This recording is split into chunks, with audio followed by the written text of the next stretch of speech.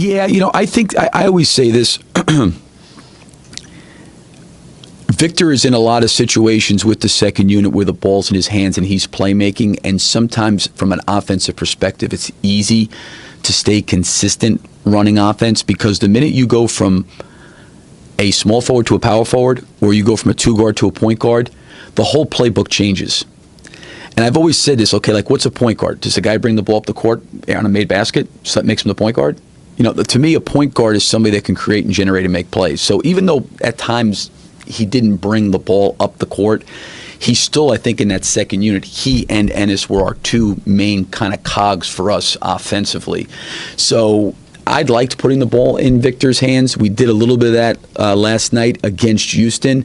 Part of the reason why I did it is with Doug and Alex out there to provide some shooting. We tried to go with Ennis a little bit earlier in the game. But I've always looked at Samaj as a playmaking, Victor as a playmaking guard, regardless of if he's bringing the ball across half court or not, because he'll get it in transition sometimes. He'll get it on missed shots. He'll get it through some action, and we put him in some stuff where he can generate and create and make plays. So sometimes the point guard spot's a little bit, people view it as, okay, well, it's a made basket. He must be the point guard. He's bringing the ball up the court. And sometimes a lot of times those guys are actually just initiating offense, and then Victor's the one actually playing kind of the point. But it's hard sometimes for a player to understand a whole playbook when it's totally flipped, and now he's got to remember, where's this guy go, where's that go, and sometimes that's hard. Some people have dubbed this the season of Westbrook. Said it's the most amazing thing they've ever seen by an individual player. You were obviously there for every moment of that. What are you going to remember most about that? I mean, his season was historic, and I think it's been well written and well documented. But what I'm going to remember more than anything else is what he did from a leadership standpoint behind closed doors every single day. And that's the unfortunate part that people don't get a chance to see. And, just even bringing Domas Sabonis in when he was struggling in pick and roll offensively to get into the right areas where Russell could find him, and he brings him in at 8:30 in the morning and works with him. Andre's going through a tough situation in Game 4 from the free throw line, and he's yelling from the free throw line at the other end of the court, encouraging him. Just the different things that he did was remarkable. Certainly, everybody saw what took place between the lines. It was historic, it was remarkable. But for him to be in a leadership role and to deal with a lot of new faces that he had to learn how to play with, that he had to learn how to help, those players need to learn how to help him. They needed to learn to become a team. They needed to learn how to work together. Those are the things that really, really stood out to me. Because like I said, when you're a coach and you're coming in with all these new players and there's all this uncertainty of how good are we going to be, what are we going to look like, how are we going to play, you need someone in a leadership role to pull the group together. And he did a terrific job on the road, those guys going to dinner, spending time, enjoying each other's company, being around each other. You have to be able to do those things so that you can talk and communicate and have a relationship that in the most heated moments, you can kind of go to each other and rely on each other. And I was really extremely impressed the way he handled all that this year.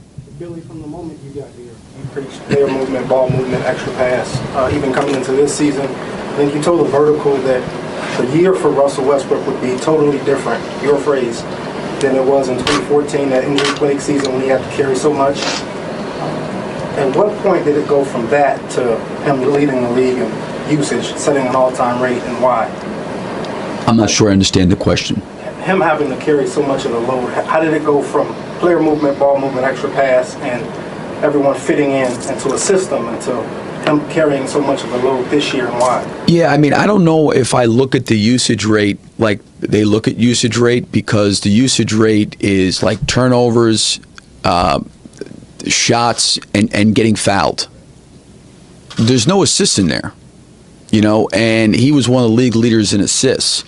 I actually thought he did a terrific job, and I thought we did a very, very good job. I think it's an area with Jeremy Grant and Domas Sabonis we can get better as those guys being ball transferring of the ball. I think Jeremy got better, and you saw signs of him in the playoffs making those plays, and I thought Domas will continue to get better being a rookie.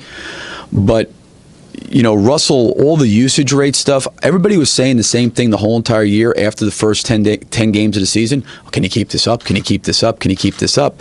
He's played the same way he's always played. And people think usage rate is wearing him down. Usage rate had nothing to do with wearing him down. I actually thought he did a great job of getting everybody involved. I think the two guys that generated offense for us, or three, was Ennis's post-ups during the course of the year, and I think Ennis got really good at passing the ball out of the post, and the other guy was Victor. And what you've got to do is you've got to basically create situations where your playmakers can make plays for themselves or somebody else.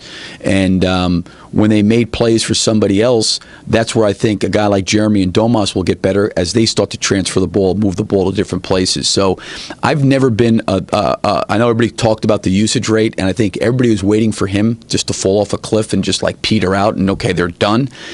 I think he learned an awful lot the year before I got here, where he tried to carry the team on his own, and I didn't think he did. I thought he carried the team leadership wise, but I thought he got everybody really involved, and that's why I thought we became a good team. And maybe it could have been a team that won maybe more than 50 games had we been healthy in certain situations. But I was really pleased with the way he got everybody involved. I don't want you to focus on the usage rate. I'm just using that as sort of a measurement. Were you pleased with how your philosophy, your style of play, your preferred style of play, player movement, ball movement, extra pass, played out this season? I think we can always get better in those categories. I'm always looking to get better, on that end of the floor. I'm always a big believer of ball movement and player movement. I do think a lot of times when Russell plays, because of the ability to attract two defenders and sometimes threes, sometimes his passes lead to direct shots. And sometimes those guys don't need to make an extra pass. But there was times, like in the playoffs, where he found Jeremy Grant in the pocket, and Jeremy went to go dunk the basketball, and help came across, and he took it, and he swung it to the three-point line for a shot. Like, those are the plays that I really like. But also the fact that Russell sometimes can generate offense, force somebody else on a direct drive or in transition. The guys run the floor, and he throws a bounce pass, and guy goes in and dunks. Like, we don't need ball movement. And sometimes with him, when he's doing that, we don't need ball movement. Where we need to keep getting better is that when he finds that next guy, and that next guy doesn't have a shot, can we help those guys be able to be playmakers as well to get the ball next side? So I'm always looking for growth and improvement in that, because if teams are going to send a couple people at him and they're going to make the next rotation, that next player's got to be able to make the next pass, and that's something that I'm always focused on. Thank you, Coach. Thank you.